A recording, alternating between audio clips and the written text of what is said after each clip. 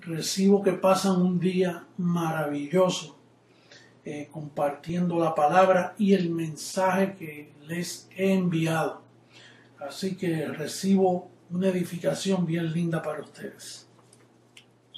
El tema de hoy, la formación del velo Adán. La palabra velo siempre ha sido para cubrir. Hay ciertas religiones que usan un velo y tú no sabes quién está detrás de ese velo hasta que se quita el velo y dice, oh, él es fulano o es fulana. Pero en esta ocasión nosotros sabemos que detrás de Jesús de Nazaret estaba ¿quién? El velo era la carne de Jesús y detrás estaba Dios. Nosotros sabemos que Melquisedec se apareció, lo vieron, tomó diezmos de Abraham y su nombre Melquisedec, pero quien estaba detrás de Melquisedec era Dios. Nosotros entendemos que Moisés fue un velo, la ley de Moisés, pero detrás de ese velo quien estaba era Dios. Y así por el estilo, Dios usa muchos velos. Estábamos hablando aquí en la oficina que hay un verso en la Biblia que dice, los que miraron a él no se avergonzaron. Pero ¿y por qué se tienen que avergonzar de mirar a un ser que baja del cielo con ángeles y rayos botando por sus manos y por sus ojos? Una autoridad, porque así es que lo pintan los evangélicos, nadie se avergüenza de eso. Uno sí pudiera avergonzarse de un ser humano o un boricua que diga que Jesucristo es el Señor y ustedes pusieron sus ojos en él y después diga, los que miraron a él no se avergonzaron. Naturalmente hay gente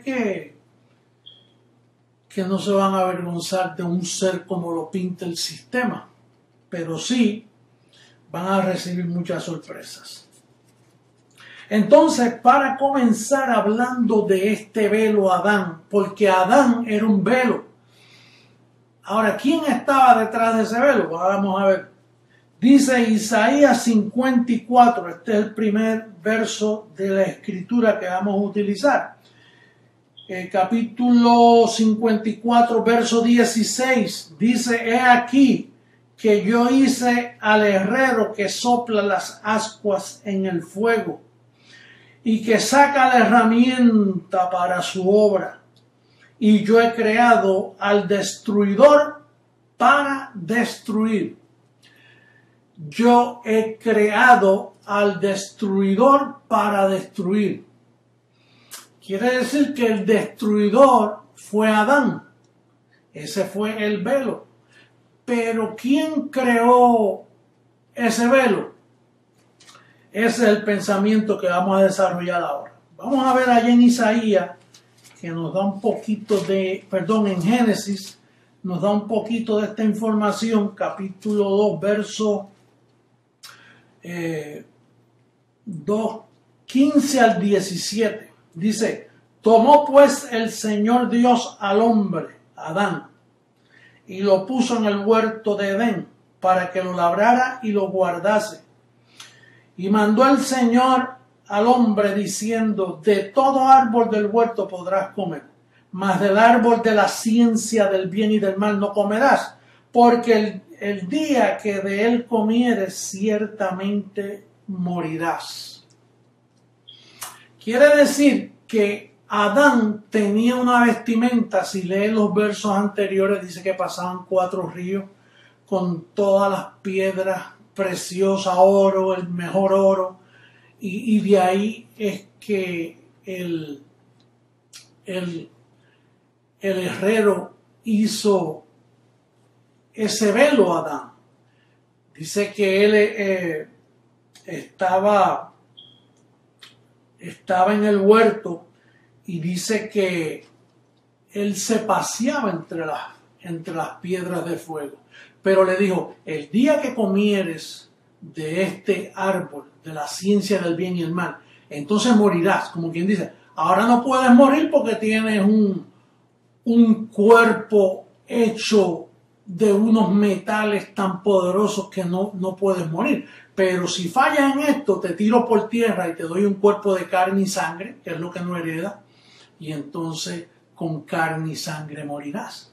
Quiere decir que allí fue que hubo el despojo, el gran daño de este velo, que en la ciencia de Dios, Dios lo fabricó, Él es el creador de ese velo, y entonces con la sabiduría que solo Dios tiene, porque a él no se le hacen preguntas, ¿quién es su consejero? Él lo decidió así, yo lo que hago es creer lo que está escrito. Y entonces, ¿qué sucede? Que ahí fue que nos despojaron, ahí fue que Él nos destituyó de la gloria de Dios. Mira cómo dice Ezequiel, nos da un cuadro bien claro de lo que Él hizo. Dice Ezequiel 28, 14 al 16, porque dice que Él dejó al velo Adán en el huerto labrándolo. Y cuando uno oye la palabra labrándolo y cuidándolo, uno piensa que son matitas de vegetales. Pero mira lo que dice aquí. Capítulo 28, verso 14 al 16, dice: Tú, querubín grande protector, yo te puse en el santo monte de Dios. Allí estuviste en medio de las piedras de fuego. Te paseabas en las piedras de fuego. Quiere decir que lo que él estaba labrando era un lugar donde habían piedras de fuego. No eran matitas de tomate y lechuga no, a él lo dejaron labrando, cuidando, protegiendo. Dice: perfecto era en todos tus caminos desde el día que fuiste creado, hasta que se halló en ti maldad.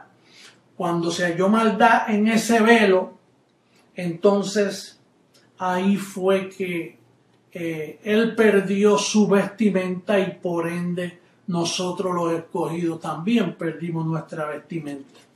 Por eso es que en Isaías capítulo 46, en el verso 3 y 4 dice: Oídme, oh casa de Jacob, y todo el resto de la casa de Israel, los que sois traídos por mí desde el vientre, los que sois llevados desde la matriz, y hasta la vejez yo mismo, y hasta las canas os soportaré yo. Pero fíjate algo ahí que dice: yo hice ¿qué? Yo hice el velo Adán y hice también provisión y sabía, porque Él nos recibe sorpresa, que Él iba a destituirnos de la gloria de Dios.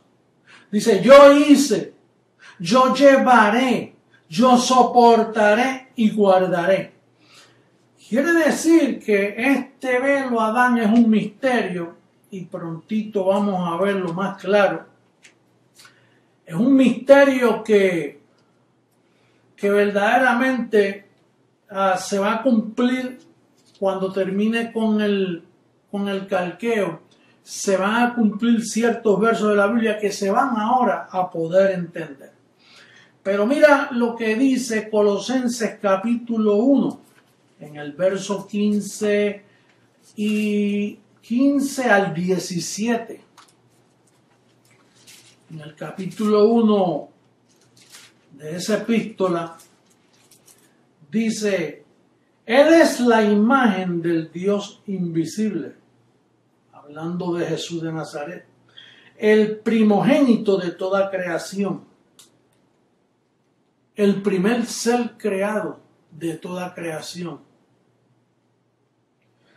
porque en Él fueron creadas todas las cosas, las que hay en los cielos y las que hay en la tierra, visibles e invisibles, sean tronos, sean dominios, sean principados, sean potestades. Todo fue creado por medio de Él. Todo fue creado por medio de Él y para Él. Y Él es antes de todas las cosas, y todas las cosas en Él subsisten. Quiere decir que ahora nos estamos imaginando a un creador que hace un velo llamado Adán, que nosotros entendemos que el pecado entró al mundo por ese hombre Adán, y nosotros sabemos que ese hombre Adán, ahí fue que se apropió del imperio de la muerte. Él mismo cayó, él mismo lo formó, pero el que está detrás de ese velo es el que hace todas las cosas, porque él hizo, sin él nada de lo creado es. Por lo tanto, el proyecto, el velo Adán, tiene un misterio, pero dice que el misterio, esto ofrece una paz tremenda por donde yo te estoy llevando ahora, porque no hay pizca de miedo y de temor para los escogidos y los que son alumbrados y esas primicias que van a ser transformadas. Pero fíjate, hay algo aquí, Romanos capítulo 5, en el verso 14, dice: no obstante reinó la muerte desde Adán hasta Moisés, aun en los que no pecaron a la manera de la transgresión de Adán, el cual es figura del que había de venir. En otras palabras, Adán era figura del que había de venir. Y el que había de venir era Jesús de Nazaret, hablando en el contexto que Pablo presenta aquí. El que estaba detrás de Jesús de Nazaret, ¿quién era? Dios. ¿Y quién estaba detrás del velo Adán? Dios. Dios es el que hace todas las cosas. Él fue el que creó al destruidor para destruir en ese velo, en ese propósito de ese velo, porque cada velo tiene un propósito y un cumplimiento.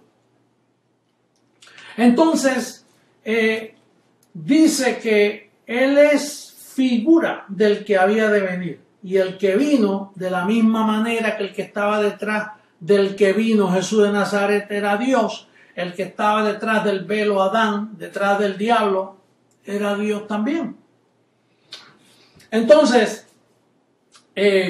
podemos ver a Romanos 11:33, al verso 36. Romanos 11 dice en el verso 33: oh profundidad de las riquezas de la sabiduría de la ciencia de Dios, cuán insondables son sus juicios e inescrutables sus caminos. Porque ¿quién entendió la mente del Señor? ¿O quién fue su consejero? ¿O quién le dio a él primero para que le fuese recompensado? Porque de él y por él y para él son todas las cosas. A él sea la gloria por los siglos. Amén. Entonces, Jesucristo, hombre, usted está diciendo que el que estaba detrás del velo, Adán, fue Dios. No solo te lo estoy diciendo, te lo estoy leyendo, te lo estoy probando bíblicamente, que aquí nada de lo creado está fuera del control de Dios. Dios creó todas las cosas. Por lo tanto, el velo Adán no solo era el diablo, era también Dios el que estaba ejecutando esa ciencia inescrutable. ¿Y quién es su consejero para decir tú no puedes hacer esto? A él tú no puedes aconsejarlo. Los obedientes de corazón lo que hacemos es, Dios lo dice, yo lo creo. Pero entrar en conjeturas con esto es súper peligroso. Porque David dijo, ¿quién es el hombre para que indague, para que discuta con Dios? Dice, imagínate, eso es como explicar la historia con el faraón. Que el apóstol Pablo dice, pero me dirás, dice, porque en el capítulo 9, verso 19, Pablo escribe, pero me dirás, ¿por qué pues sin culpa? Porque ¿quién ha resistido su voluntad? Mas antes, oh hombre, ¿quién eres tú para que alterques con Dios? ¿Dirá el vaso de barro al que lo formó, ¿por qué me has hecho así? ¿Dirá Adán, ¿por qué me has hecho así? ¿Por qué haces este propósito? ¿O no tiene potestad el alfarero sobre el barro para hacer de la misma masa del vientre de Eva un vaso para honra y otro para deshonra?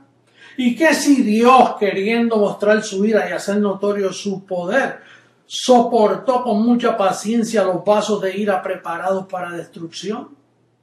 Y para hacer notorias las riquezas de su gloria, las mostró para con los vasos de misericordia que él preparó de antemano para gloria. Estamos ante un tema que Isaías, cuando habló de esto, Isaías quedó tan sorprendido que dice, Isaías 52, mira cómo dice en el verso 15, dice: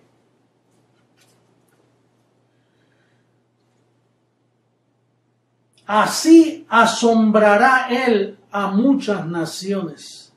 Los reyes cerrarán ante él la boca, porque verán lo que nunca le fue contado y entenderán lo que jamás habían oído.